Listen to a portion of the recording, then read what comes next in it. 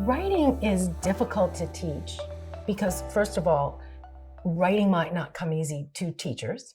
So if I'm out there doing training of groups of teachers and I'll say, what are you reading this week? Or on a scale of 1 to 10, how would you describe yourself as a reader? And then if I flip that and I say, what are you writing this week? That isn't something you have to write for work. Like, what are you writing this week? And nobody raises their hand. And if I say, and on a scale of 1 to 10, how would you rate yourself as a writer? And the number is always much lower.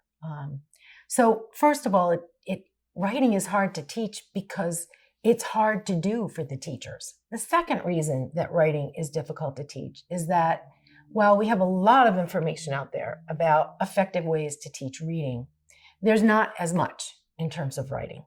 People recognize that reading is multifaceted. That ever since the National Reading Panel, where they identified sort of the big five: phonemic awareness, phonics, fluency, comprehension, that sense that there's a lot of components to reading.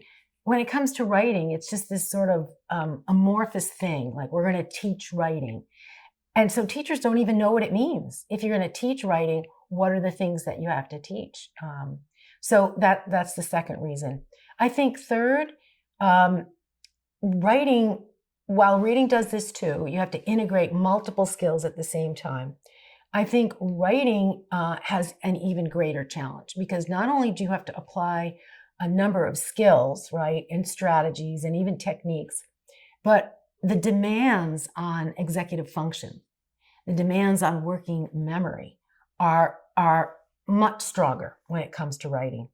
That ability to hold on to multiple things that you're trying to get out onto the paper, that ability to focus on the composing part, what you want to say, at the same time picking the right words, and then also trying to organize it all. The working memory load and the executive function issues are far greater. So that's another thing that makes teaching writing really difficult.